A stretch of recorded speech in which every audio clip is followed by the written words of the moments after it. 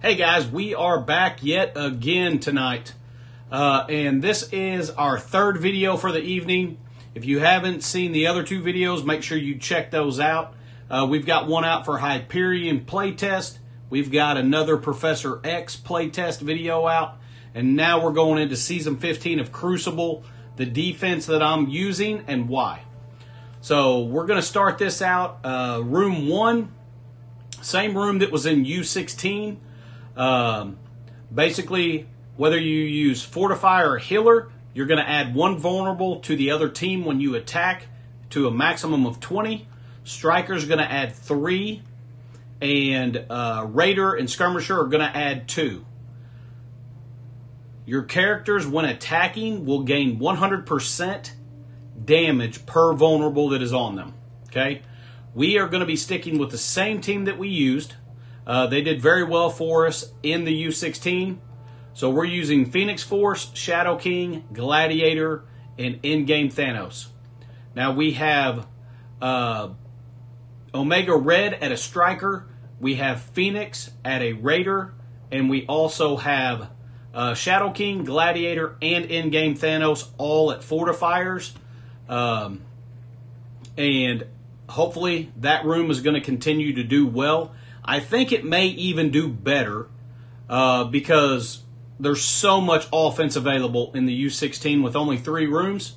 I think now that we're into a regular season, it may be even more difficult with spreading your offense thin through 6 rooms to take out that room. So I'm going to stay there for the first week and see how that goes. Room 2, Aggro Ed. I'm throwing that out there, Aggro Ed. Or Agroid, who knows? We all know I'm not great with pronunciations. On offense and defense, all characters on turn, if the character has taunt, will gain offense up. On turn, apply assist now to all allies with offense up. All rooms, I didn't go over this. They all have offense and defense for the Harbinger characters. We'll go over that more in a different room.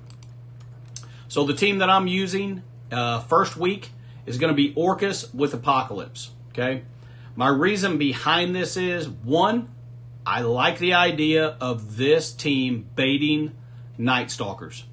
Night Stalkers really struggles against this team because of Apocalypse. The other reason I'm using them is because of the taunts that come with the Sentinel spawns. The Sentinel, either 1 or 2 of them spawn with taunt, so I'm hoping that's going to help us.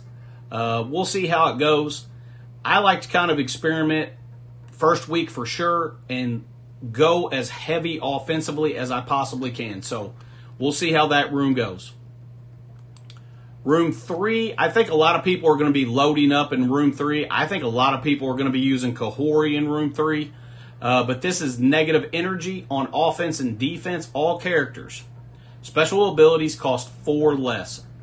On successful critical hit, you will reduce the target's ultimate ability energy by 1. I think a lot of people are going to go heavy Cohori in here. For that reason, I'm not. I'm going in here with my Liberty. They are all overpowered with the exception of War Machine, and quite frankly, their specials are all less than 4 cooldowns, and they're all very strong specials. So with Peggy, she's going to have the capability to do a stun every single turn. Joaquin is going to be spreading energy to the entire team. Cap Sam going to be spreading speed to the entire team on every special. So I really like this team getting access to their specials every single turn. Patriot is going to attack all enemies, and it's a pretty devastating attack. He's going to have access to that every turn. And they gain speed up anytime somebody attacks. So I'm very interested to see if this is going to do anything at all. Obviously, it's beatable, but the whole goal is to go heavy on offense for me, hopefully get 1 clears on every room, and all I need is for somebody to slip up once. That's the plan. All right, room 4, spore attacks. On offense and defense, all characters do damage that reduce the max health of the target by the same amount. Increase max health and damage by 50%. I'm 99% sure this was room 3 in U16. Either way, I'm pretty sure that it was, but we'll see. I'm almost positive that it is. But this is the room that I'm going a little heavier in. And I'm going with Null, Gore, Mephisto, Black Knight, and Emma. Okay? Here's why I'm doing this. 1, they are going to do permanent damage. So, Black Knight's retaliations are going to be brutal with him at Gear Tier 20. Emma's going to stop Starjammers from coming in here and wiping the team out. We've got Nolan here, which is going to eliminate Mephisto coming into this room on offense and walking over it. And I just think that in order for somebody to beat this room, they're going to have to come in with their Odin, or they're going to have to come in with Professor X in order to one-shot this room. So that's what I'm going with, and we'll see how it goes. Obviously, we are not opposed to swapping defense every single round if we need to. First week, that's where we're going to be setting. Before the Thunder, on offense and defense, Thunderbolt characters, when this character is attacked, they're going to generate 1 ability energy, gain 100% crit chance, and 300% focus. Now, we're going to jump down to Omens of Danger because this is going to come into play here. On offense and defense, Harbinger characters. Keep in mind, Harbinger are Thunderbolts and Vigilantes. So using Vigilantes on offense at any of these rooms, you're going to also get access to this as well. On successful hit, if the primary target has trauma, perform an ISO attack against that target. And then, of course, global room rules on defense, gain 20% max health, 10% damage, and every attack is going to gain exhausted. As you probably figured, we're using our Thunderbolts in this room. Now, our Thunderbolts are all G20, 105, with at least 1 diamond. So I'm very interested to see what it's going to take to beat this room.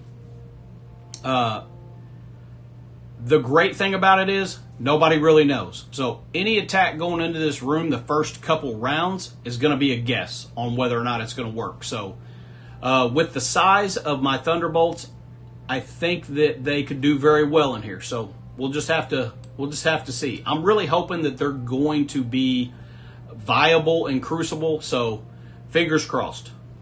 All right, and then the last room, Dorky's broken headset. I don't know the joke behind that, but everyone else in the community seems to think it's hilarious. So if you guys know the joke behind Dorky's broken headset, leave it in the comments because I'd really like to know where that's coming from.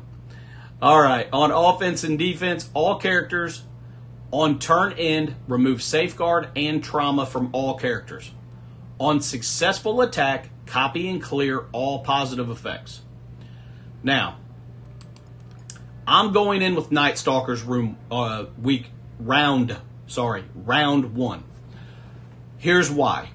1, they don't spawn with a whole lot of positive effects.